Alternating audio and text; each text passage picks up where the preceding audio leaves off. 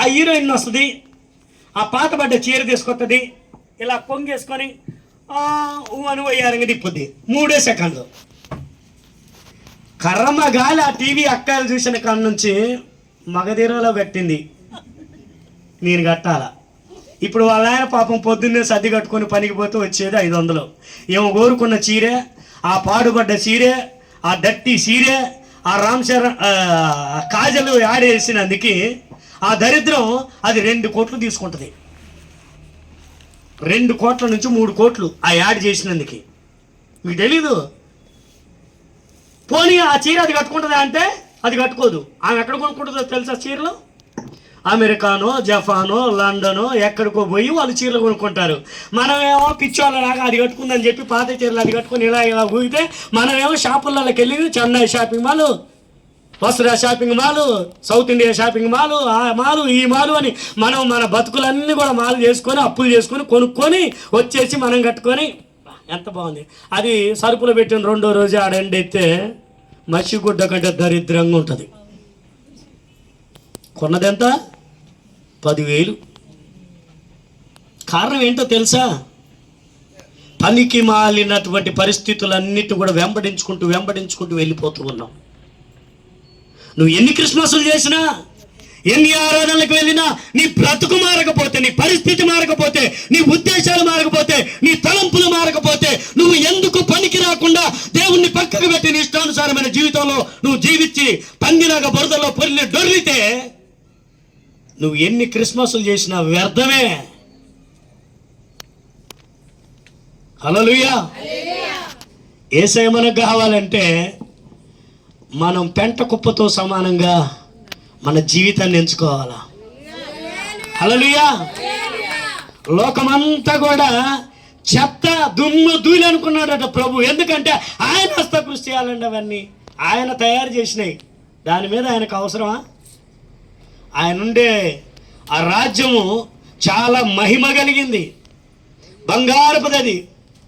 అటువంటి రాజ్యాన్ని వదిలిపెట్టుకొని ఈ నీచమైన తుచ్చమైన పనికి మాలిన ఈ లోకాన్ని ఆయన ఎంచుకుంటాడా? అందుకే ఓ భక్తుడు పాట రాశాడు, లోకమంతయు నష్టముగా ఎంచి సంపాదించుకుంటేనే నా యేసయ్యను నేను. హల్లెలూయా. లోకమంతా పెంట కుప్పతో సమానంగా ఎంచుకున్నాడట భక్తుడు. ఇది నష్టం నాకు. నేను ఒకప్పుడు సినిమా యాక్టర్ సుమన్ ఫ్యాన్స్. నా చిన్నతనంలో నేను మార్షల్ ఆర్ట్స్ నేర్చుకున్నాను. ఇంకా కరాటే నేర్చుకుంటున్న టైంలో మా దగ్గర ఒక చిల్లర పిల్లగాడు ఉండి వాళ్ళ నాన్నే కొట్టాడు. కొడితే మాస్టర్ బంద్ చేశాడు. అది అయిపోయింది. తర్వాత ఆయన మార్షల్ ఆర్ట్స్కి సంబంధించిన ఆయన అని చెప్పి నేను సుమన్ ఫేవరెట్. ఆయన సినిమాలు వస్తే ఆ బుకింగులలో కూర్చొని ఆ సినిమా ఫస్ట్ టికెట్ తీసుకొని సినిమా చూసి వచ్చేవాడిని. తర్వాత మిడిమిడిగా దేవుణ్ణి తెలుసుకున్న తర్వాత ప్రభాస్ ఫ్యాన్స్ అయిపోయా. ప్రభాస్ సినిమా కొత్తది వస్తే థియేటర్లకు వెళ్ళిపోయి చూశాను. యేసయ్యను పరిపూర్ణంగా ఎరిగిన తర్వాత నా హీరో ఎవరో తెలుసా? Only one my God Jesus Christ. యేసు ప్రభు నా హీరో. ఆయన రియల్ ఫైట్లు చేస్తాడు, రియాలిటీ షోలు చేస్తాడు ఆయన. వీళ్ళందరూ రీల్స్ షోలు చేస్తారు, అన్నీ డూప్సే. మనం ఆ పనికి మాలిన చెత్తలోనికి వెళ్ళిపోయి, మొన్న రీసెంట్గా తెలుసుగా ఎవరి సినిమా అంటే అది పుష్ప.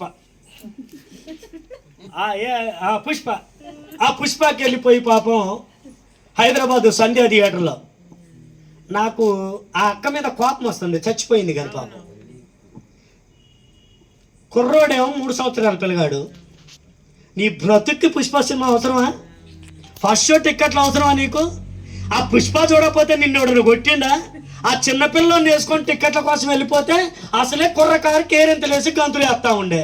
ఇప్పుడు ఉన్నటువంటి జనరేషన్ పాపం ఒక్క కోడి ఎక్కి తొక్కితే ఎక్కడికి ఇరిగిన బొక్క అక్కడే, కుప్పకు అక్కడే చచ్చిపోయింది థియేటర్లో. పైపెచ్చు ఏందో హ్యూమన్ రైట్స్ అట. ఆ నిదన్నాలు ముందు ఎవరి మీద కేసు పెట్టారు? అల్లు అర్జున్ గారి మీద కేసు పెట్టారు. ఉల్లిగడ్డ మీద పుట్టు. ఏమండి పాపం ఆయన అరెస్ట్ చేయాలంటే వాళ్ళ దగ్గర పెద్ద పెద్ద క్రిమినల్ లాయర్స్ ఉంటారు. నువ్వు ఎత్తి ఇంకొక ఎత్తు వాళ్ళు వేస్తారు. నన్ను అడిగితే నీ హెచ్చడికి వెళ్ళిపోయి నువ్వు చచ్చావు, అని నిన్ను చంపాడా? ఆ డబ్బులు సంపాదించుకోవడానికి వాడు 4 డ్యాన్సులు వేసాడు, 4 ఫైట్లు వేసాడు. వాడు చేసిందంతా ముఖానికి రంగు వేసుకొని ఆ నీళ్ళల్లో కూర్చుంటే సెల్ ఇక్కడి నుంచి పెడితే అది మహాసముద్రంలా కనపడుద్ది. నువ్వు వెళ్ళిపోయి దాన్ని ఆనందించడానికి, దాంట్లో ఉండటానికి నీ బ్రతుకు నాశనం చేసుకొని నువ్వు చచ్చిపోయి ఎదుటోడి మీద నిందలేస్తే ఎంతవరకు కరెక్ట్? పాప వాడు మంచోడు కాబట్టి 25 లక్షలు ఇచ్చాడు. నేనే కనుక ఒకవేళ హైకోర్టు జడ్జిని, సుప్రీంకోర్టు జడ్జిని అయితే టోటల్గా ఎవరైతే సినిమాకి వెళ్ళారో వాళ్ళందరినీ పిలుచుకొచ్చి ముందు కూర్చోబెట్టి ఎంత ఖర్చు పెట్టావు, డబల్ ఫైన్లు వేయించేవాడిని. అంతకంటే ముందు ఒక 1 ఇయర్. అందుకని నన్ను లాయర్ని చేయలేదు, జడ్జిని చేయలేదు. యేసు ప్రభు పని చేసుకునే సేవకుని చేశారు. దేవునికి స్తోత్రం చెప్పండి. హల్లెలూయా. ఇదంతా పాపం కదా? దేవుణ్ణి స్తుతించి ఆరాధించాల్సిన సమయాన్నంతా వ్యర్థంగా ఎందుకు పనికి రాకుండా నీ జీవితాన్ని నాశనం చేసుకొని తప్పు నువ్వు చేసి ఎదుటి వాళ్ళ మీద నిందలేసి దేవుడు ఏం చేశాడు నాకు? హల్లెలూయా. కొంతమంది తిడతాడు, వాడు గుళ్ళ నొప్పులు పోయా, వాడు గుండెల గుణపాలు దింపా. ఎవరిని? దేవుణ్ణండి. పానం వేస్తుంది. ఎన్ని రోజుల నుంచి ప్రార్థన పోతానో నా కుటుంబంలో మాత్రం ఆశీర్వాదం లేనే. నువ్వు కార్చి కన్నీరు మీ పాపం ఆ నిమ్మ చెట్టు నీళ్ళైపోయి అక్కో మీరు తప్పు కనుకోమాకండి, జనరల్గా చెప్తున్నా. నువ్వు కన్నీరు కార్చావా, ఉపవాసం ఉండావా, మోకాళ్ళు వేసావా, యేసయ్యను ఆరాధించావా? ఒక్క రోజున నీ ముఖానికి ప్రార్థన చేశావు? కుండలో ఉండాలి, పిల్లగాళ్ళు మాత్రం దున్నపోతులాగా ఉండాలి. ఎక్కడ న్యాయం అండి ఇది? యేసయ్యను ఆరాధించు, యేసయ్య నీకు ఇష్టం ఉండదు, కానీ క్రిస్మస్లు చేస్తావు, అన్ని తీసుకుంటావు. లాస్ట్కి వచ్చేటప్పటికి రాకడు వచ్చేటప్పుడు ప్రభువా ఇగో నన్ను మర్చిపోబాకు, పోయిన సంవత్సరం మంచి కేక్ కట్ చేసిన భోజనాలు పెట్టినా, ఇగో అందరికి పెట్టినా, పాస్టర్ గారికి కూడా కానుక పెట్టినా, నన్ను గుర్తుపెట్టుకో. ఇక్కడ శుద్ధి లేకపోతే ఎందుకు పనికిరాదు. బైబిల్లో ఒక మాట ఉంది, పళ్ళెం బయట శుభ్రం చేసుకుంటావు కానీ లోపల శుభ్రం చేసుకోమట. పళ్ళెం లోన శుభ్రంగా చేసుకొని భోజనం పెట్టుకుంటేనే నువ్వు తృప్తిగా తిరగలవు. బయట కడుక్కొని లోన అలాగే మరిక ఉంచుంది అనుకోండి, అన్నం వేసుకుంటే ఏమైపోతుంది? నువ్వు ఎంతగా అది వ్యర్థమే. కాబట్టి ప్రియమైనటువంటి దేవుని బిడ్డలారా, నిజమైన క్రిస్మస్కి నిర్వచనం ఏంటయ్యానంటే మన పాపిష్టి జీవితాలు మార్చబడి మనల్ని మనం తయారు చేసుకుని ఆయనకు అప్పగించబడటమే నిజమైన క్రిస్మస్. హల్లెలూయా. అప్పుడు మన గృహాలు దీవించబడతాయి, మన శరీరాల్లో ఉన్న రోగాలు పోతాయి, మనం అనుకున్నదంతా కూడా దేవుడు సఫలీకృతం చేసి ఫలభరితమైన ఆశీర్వాదకరంగా దేవుడు మలుస్తాడు. ప్రభువా మా అమ్మాయికి ఉద్యోగం రావాలి, నువ్వు కోరుకునేది న్యాయంగా ఉంటే ఖచ్చితంగా దేవుడు నీకు ఇస్తాడు. మా అమ్మాయితో పాటు 2 రాశారు, వాళ్ళకి అసలు రావద్దు, మా పిల్లకే రావాలా అని అనుకున్నావు అనుకో, ఆ పిల్లలకే వస్తుంది, నీకు రా జాగ్రత్త. స్వార్థం అనేది నీకు చాలా వ్యర్థమైంది అది. హల్లెలూయా. పాస్టర్ గారు మీరు నిజంగా నట్టున్నారంటే నేను పొర్రపాటును కూడా సిల్లి గవ్వ కూడా ఆశించను. నేను దేని కొరకు ఆత్రుడ పన్ను. మీ అయ్యగారికి నాకు ఒక 3 సంవత్సరాల నుంచి జస్ట్ 3 అండి 3 అయిందా, 3 సంవత్సరాల నుంచి బంధం.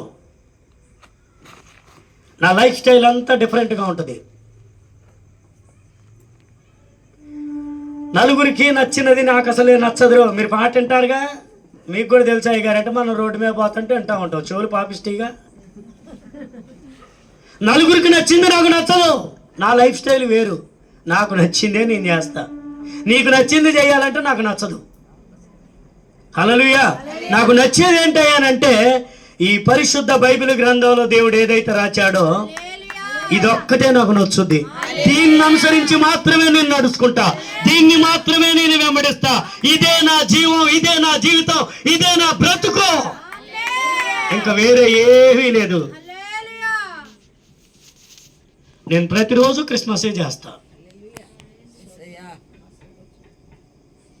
డిసెంబర్ నెల వస్తేనే క్రిస్మస్ అని నేను ఎప్పుడు ఫీల్ అవను.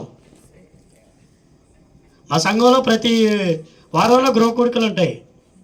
నేను ఒకటే చెప్తా, పండగలు వచ్చినాయి అని చెప్పేసి కొత్త బట్టలు పిండి వంటలు కాదు, ఇక్కడ మారాలా అక్కడికి వెళ్ళాలా. ఒక్కటే గుర్తుపెట్టుకోండి, మన కాన్సెప్ట్ ఏంటో తెలుసా? A+B² సూత్రం ఎంత? చదువుకున్న వాళ్ళు ఉన్నారు ఇక్కడ? A+B² సూత్రం ఎంత? A² + B² + 2AB. అంతేనా? నేను ఎప్పుడో 30 సంవత్సరాల క్రితం చదువుకున్నా చదువు. మనం ఒక సూత్రాన్ని పాటిస్తేనే మనకి బ్రతుకు, లేకపోతే వేస్టే. నేను దేన్ని వెంబడిస్తానంటే దీన్ని మాత్రమే వెంబడిస్తాను, ఇంకా నాకు వేరే ఏం అవసరం లేదు. హల్లెలూయా. ఈ లోకాన్నంతా మనం ఫస్ట్ ఆఫ్ ఆల్ పెంట కుప్పతో వెంచుకోవాలి, విడిచిపెట్టాలి. తినటానికి, ఉండటానికి, బ్రతకటానికి ఉంటే చాలు. దేవుడు నిన్ను ఆశీర్వదించి నీకు ఎక్కువగా ఇస్తే నువ్వు ఇంకెదైతే వారి కొరకు తాపత్రయపడే నీ హృదయం ఆలోచన ఉంటే నీకు బాగుంటుంది. ఈ చెట్టుకి సడన్ గా నాకు చెప్పు కనపడుతుంది, ప్రభువా నీకు స్తోత్రాలు. అది ఎందుకు కట్టారా అని ఇప్పుడు నాకు అర్థమైంది. ఎదుటోళ్ళ కళ్ళు చూస్తే గాయకుండా మనిషి అయిపోతాయి. అందుకని ఎవరు రిజిస్టర్ రాకపోకుండా అది దాని అర్థం ఏంటో తెలుసా? నాకెళ్ళి చూడక చెప్పు తీసుకొని కొడతా.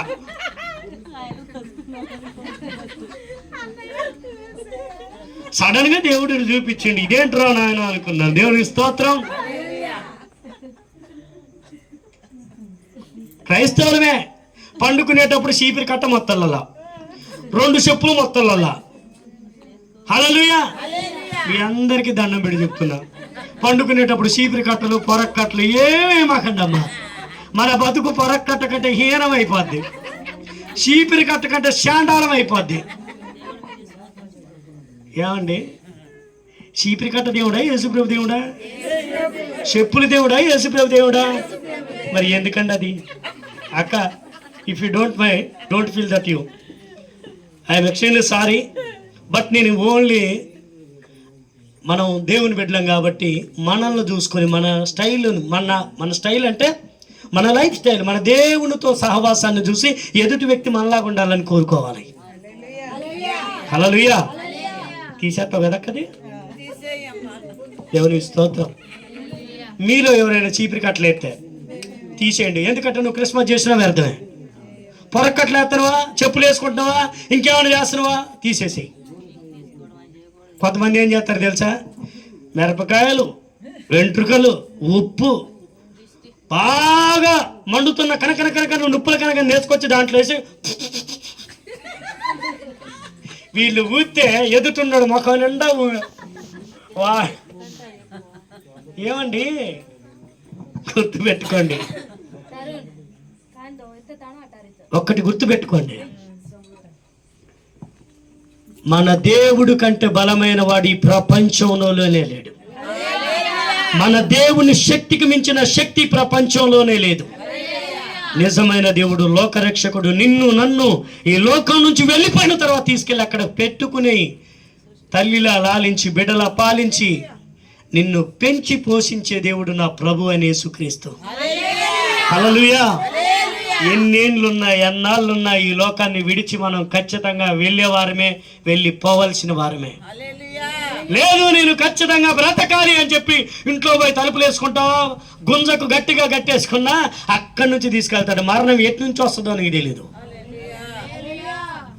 ఇందాకనే వచ్చేటప్పుడు ఇంట్లో సెల్ ఆన్ చేస్తే యూట్యూబ్లో ఒక రీల్స్, ఒక లేడీ ట్రైన్లో డాన్స్ చేస్తుంది, వాళ్ళమ్మ సెల్ పట్టుకొని తీస్తుంది.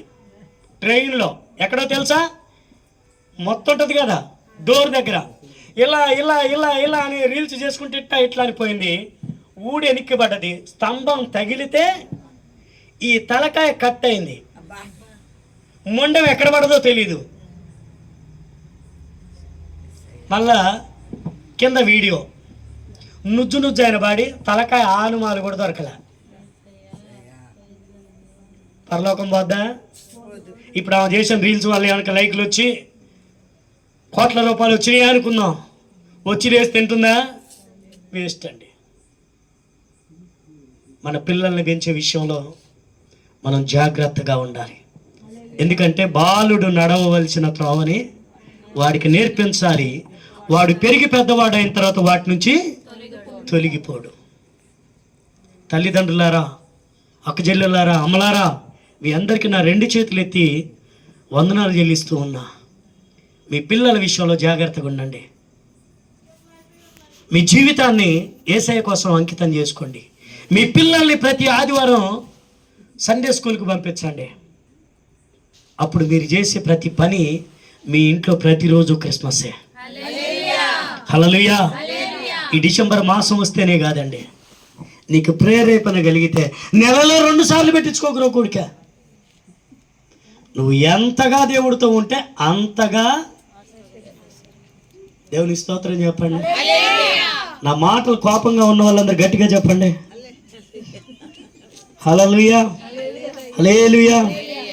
మీకేమో సమయం అయిపోయింది, నాకేమో టైం అయిపోయింది. దేవుని స్తోత్రమా. హల్లెలూయా, హల్లెలూయా. మరొకసారి మరొక మాటను మనం చూద్దాం.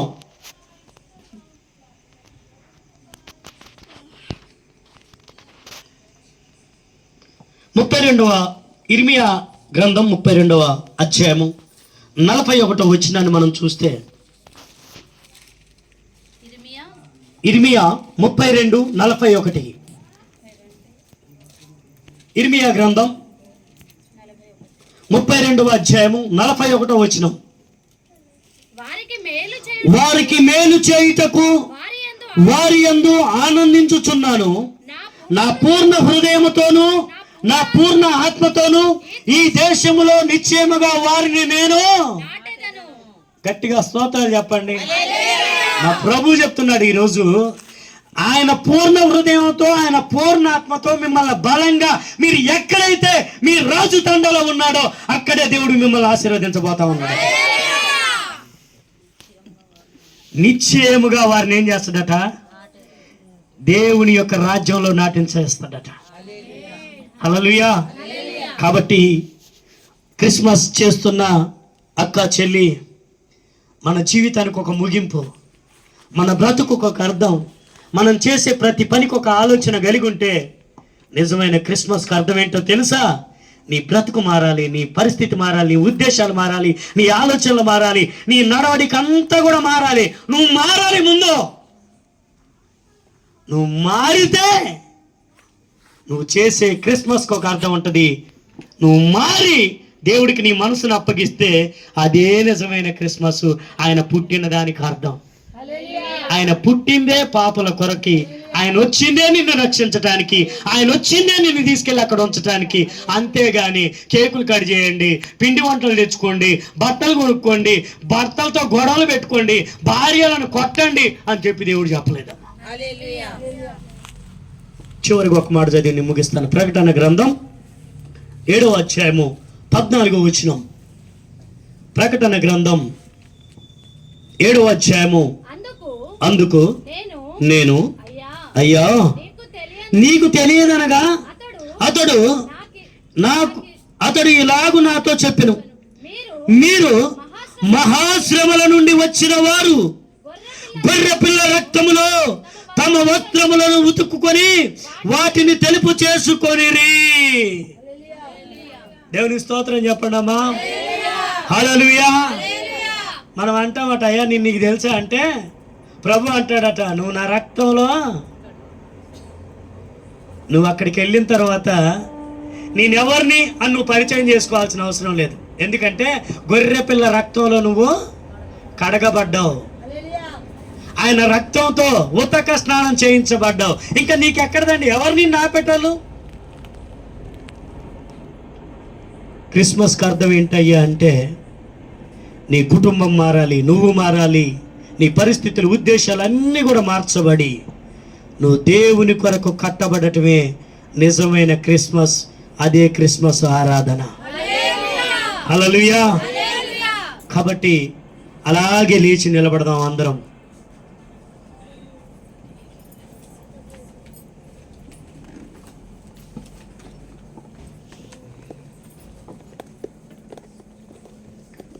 హల్లెలూయా. దేవానికి స్తోత్రాలయ్యా, దయగల దేవానికి స్తుతులయ్యా.